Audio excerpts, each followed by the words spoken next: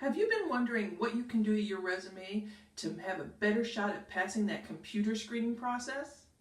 Well, that is today's topic. Welcome to Ask the Resume Lady, Engineering Edition, your channel for career advice on resumes, interviews, negotiations, and more. Hi, I'm Diane Karszosowski, and I'm an engineering professional. I'm a Lean Six Sigma black belt, and I'm a certified PMP. I have over 20 years experience in industry, and during that time, I enjoyed mentoring people and helping them to build their confidence and to grow in their career by sharing my advice with them. And I'm super excited to be sharing my advice with you here today. All right, does this sound like content you'd like to see on a regular basis? Well, that's great. Please subscribe to my channel and click that bell icon so that you get notified each time that I post a new video. All right, let's get to today's topic. In today's video, I want to talk about 4 things that you can do to your resume to help you get through that computer screening process. Are you aware of ATS, or the Applicant Tracking Process? These are computer processes that HR departments use so that they can sort through candidates quickly and get to the ones that they want to interview. Well, sometimes when we upload our resume, we unknowingly get ourselves kicked out because we don't know some of the things that the computer system is looking for, or some of the problems that the computer system has that it just isn't helpful for either one of us. And sometimes good candidates get kicked out because of some of these simple things.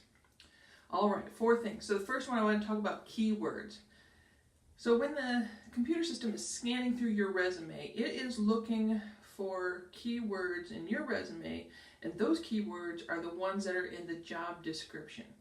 So it's scanning through, and when it gets to your experience section or your skills section, it's looking for matches, and I'm talking they have to be exact. So what do you do in that case? I recommend that when you are putting together your resume, you make sure you rewrite your resume each time you apply to a different job, because you have to make sure and lift these words out of the job description and put them into your resume. Keywords could be some of the duties, responsibilities, or skills. So you want those words to match exactly. Now, I'm not saying make stuff up or pull stuff from that job description and just put it in there even if you don't have the experience in it. That's not what I'm saying. If you do have that experience, use the exact word that they're using into yours so that when the computer's scanning it, it recognizes it and you get credit for it. All right? Something else in the keyword section is try to avoid acronyms. If in the job description they list out the full phrasing, use that phrase. Also, your skill section is a great place to pad your resume with all these keywords that you may not have an opportunity to list it in other sections like experience. This is your chance to put it there because you want that information found. Because once you get to the interview, you can elaborate even further on the projects that you've used those skills in. All right, so that was the first one. So let's talk about titles, or the section titles of your resume. Stick to the traditional titles of skills, education, and experience. Sometimes when you use a title called other languages spoken, and there's many different topics, licenses, certificates, the system's not ready for that and it misinterprets it, and you might not get credit for what's in that area. So stick to skills, experience, education. You should be good. All right, number 3, font. You should really consider what font you use in resume. I know Word documents back in the day, Times New Roman. You couldn't go wrong with Times New Roman. Well, actually, that one's not a good one to use because it's a serif font. Do you guys know what serif font is? Okay, in case you don't, or for those of you that don't, there's serif and sans serif. Serif means feet, and when you look at the character, the letter, you'll see that it has what looks to be little feet, extra pieces at the bottom of the letter. Sans serif means without feet, and so they're more blocky letters.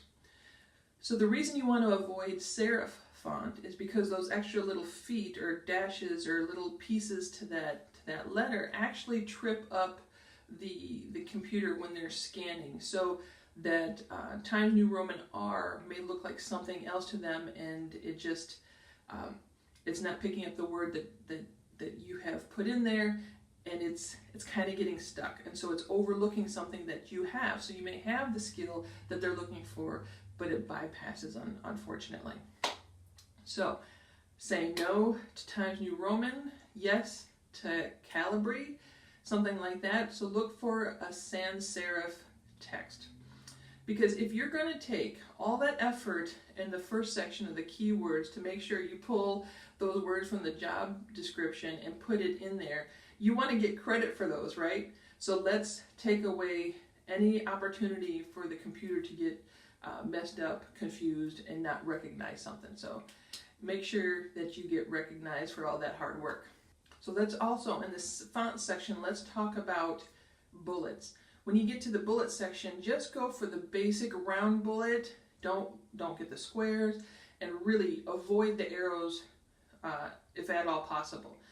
Just focus on those round. What I'm noticing for all this ATS stuff is you need it to be as boring as possible, because you just need it to be able to sort through, quickly find the words you want. If you create any extra graphics or any extra details, it can actually gum it up. So you don't want to do that, because you're putting a lot of effort into writing your resume. It takes time. So if you're going to take that time, make sure that you've got the best chances possible. Okay, so the fourth area I want to address is file format. Surprisingly, or it was surprising to me, I'm not sure how many of you out there know this, but avoid using the PDF format when you're creating your resume and then uploading it into a system. It's not able to read well. The best way is to use Word format or text format. So here's the thing.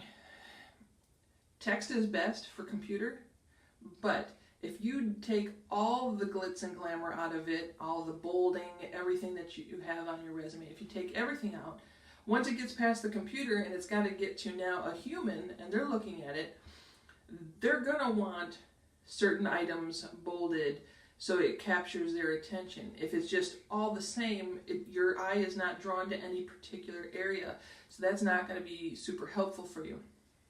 So here's the thing, you've got to walk this tightrope of, do I make it as boring and simple for the computer and all they see in a text format, or do I want to add some attention-grabbing items for the human readable? So you have to kind of balance it between those things. So definitely avoid the PDF, but then when you are about to apply, use either Word or text. Okay, so those are the 4 areas to consider to try to get your best opportunity with that ATS program, or that computer screening process. So 1, keywords. Number 2, you guys remember? Titles. Titles of the section. Number 3, what was it? Font. And number 4, file format. All right, that's my advice for you today. Do you guys agree? I'd love to hear what you have to say. Please drop a note in the comment section below. Subscribe to the channel. Give me a thumbs up if you liked it and found some value.